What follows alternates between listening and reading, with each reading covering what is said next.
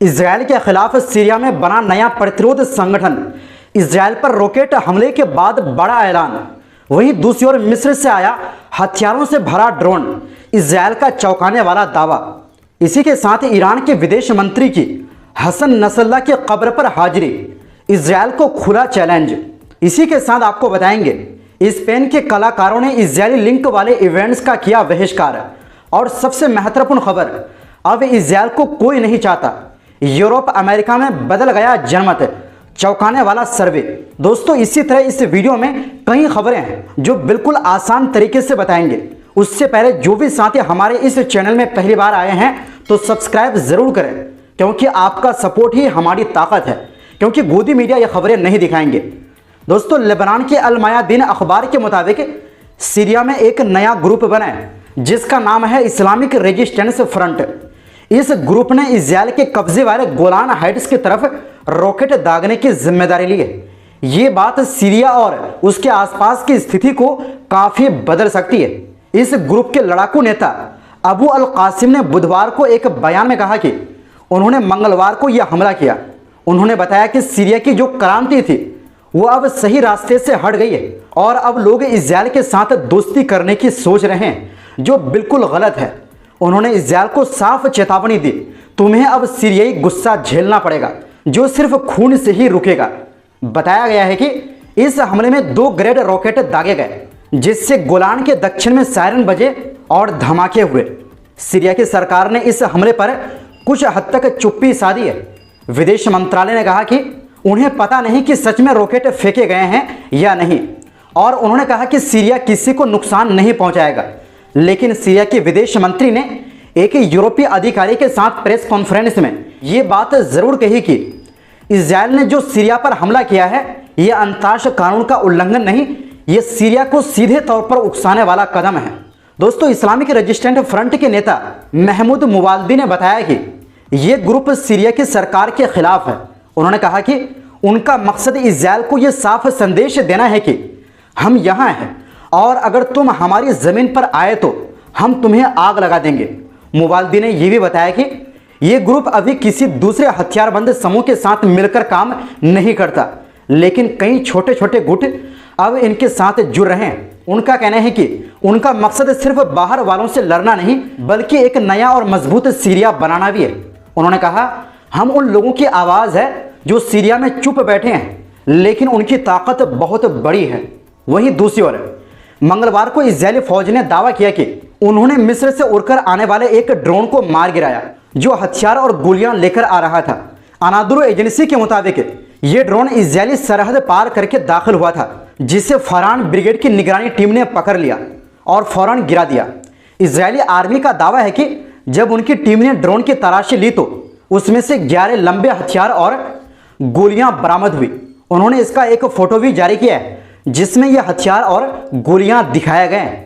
दोस्तों इससे पहले अक्टूबर 2024 में भी इजरायल ने ऐसा ही दावा किया था कि मिस्र से ड्रोन के जरिए हथियारों की तस्करी की कोशिश की गई थी, जिससे उन्होंने नाकाम बना दिया।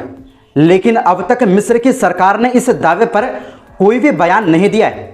मालूम हो कि मिस्र और इजरायल के बीच 1979 से शांति समझौता है, लेकिन इसके बावजूद मिस्र इजरायल के गाजा पर जुल्म को बार बार खुलेआम निंदा करता आ रहा है। वहीं दूसरी ओर ईरान के विदेश मंत्री अब्बास अरागची लेबनान पहुंचे और हिजबुल्लाह के पूर्व महासचिव हसन नसरल्लाह की कब्र पर हाजिरी दी। बता दें, हसन नसरल्लाह को पिछले साल इजरायली हमले में शहीद कर दिया गया था। कब्र पर हाजिरी देते हुए अरागची ने कहा, इजरायल का जवाल यानी पतन करीब है, उसकी हार मुकद्दर बन चुकी है, ये सिर्फ वक्त की बात है। उन्होंने हसन नसरल्लाह की जमकर तारीफ की और कहा उन्होंने अपनी पूरी जिंदगी इजरायली कब्जे के खिलाफ जद्दोजहद में लगा दी और लेबनान के लिए कई बड़ी जीतें हासिल की। अरागची ने कहा, नसरल्लाह ने अपनी जान की परवाह किए बिना दक्षिण लेबनान की जमीन को ज़ायोनिस्टों के कब्जे से आज़ाद करवाया। ये एक पवित्र मकसद था और उन्होंने इसके लिए अपनी कीमती जान कुर्बान कर दी। वहीं दूसरी ओर दोस्तों स्पेन के 28 जाने माने कलाकारों ने साफ कह दिया है कि वो अब ऐसे किसी भी फेस्टिवल का हिस्सा नहीं बनेंगे जिसका किसी भी तरह से इजरायल से नाता हो। वजह गाजा में जो कत्लेआम चल रहा है उसमें ये कलाकार शामिल नहीं होना चाहते, चाहे वो सीधे तौर पर हो या किसी स्पॉन्सर के जरिए।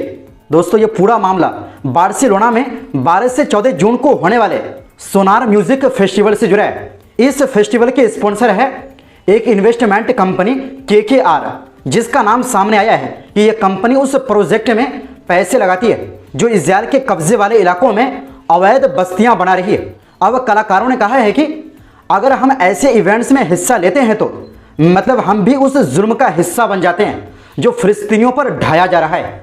उन्होंने मिलकर बयान जारी किया है, हम ऐसे किसी भी प्लेटफॉर्म पर परफॉर्म नहीं करेंगे जहां इजराइल से जुड़े लोग या कंपनियां शामिल हो, क्योंकि गाजा में जो हो रहा है वो नरसंहार है और हम उनका हिस्सा नहीं बन सकते। हालांकि फेस्टिवल के आयोजकों ने सफाई देते हुए कहा कि वो फिलिस्तीन पर हो रहे जुल्म को गलत मानते हैं और वो इसकी निंदा करते हैं, लेकिन इसके बाद भी कलाकारों का मन नहीं बदला। अब बात करते हैं सबसे खास खबर की। पश्चिमी यूरोप में इजराइल के लिए लोगों का समर्थन सबसे नीचे गिर गया है। ये बात एक नए युगो सर्वे से सामने आई है। गाजा पर इजराइल की क्रूर और इंसानियत को तबाह करने के चलते अब सिर्फ 6 देशों में 5 में से 1 से भी कम लोग इजराइल का साथ दे रहे हैं। अमेरिका में भी इजराइल के प्रति लोगों का रुख काफ़ी बदल गया है। दोस्तों युगो के यूरोट्रैक सर्वे के मुताबिक जो मई में Britain, France, Germany, Denmark, Spain और इटली में हुआ, ज़्यादातर लोग फिलिस्तीन के साथ खड़े दिखे। हर देश में ज़्यादा लोग फिलिस्तीन के हक में थे और इजराइल को कम समर्थन मिला। ब्रिटेन में तो 32% लोगों ने कहा कि वो फिलिस्तीन के साथ है, जबकि सिर्फ 14% ने इजराइल का समर्थन किया। फ्रांस, जर्मनी, डेनमार्क, स्पेन और इटली में भी ये रुख लगभग ऐसा ही रहा। ये साफ दिखाता है कि लोग अब इजराइल की कहानी को मानने को तैयार नहीं है, बल्कि वो फिलिस्तीन के पक्ष में है। जब लोगों से पूछा गया कि क्या इजराइल का गाजा पर हमला सही था, तो बहुत कम लोगों ने हाँ कहा। इटली में सिर्फ 6%, फ्रांस में 16% और ब्रिटेन में 12%।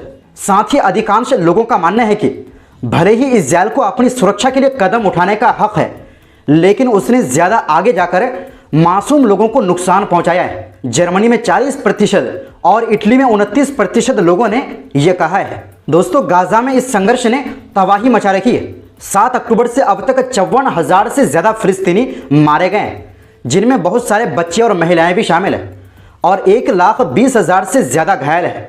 मार्च में जब इजराइल ने सीज फायर तोड़ा तो उसने गाजा पर ब्लॉकेड लगा दिया, जिससे वहां भुखमरी जैसी स्थिति बन गई है। यह विरोध केवल यूरोप तक सीमित नहीं है, अमेरिका में भी लोग इजराइल के खिलाफ खड़े हो रहे हैं। अप्रैल में प्यू रिसर्च सेंटर के सर्वे में पता चला कि अब 53% अमेरिकी लोग इजराइल को नापसंद करते हैं, जो मार्च 2022 में 42% था।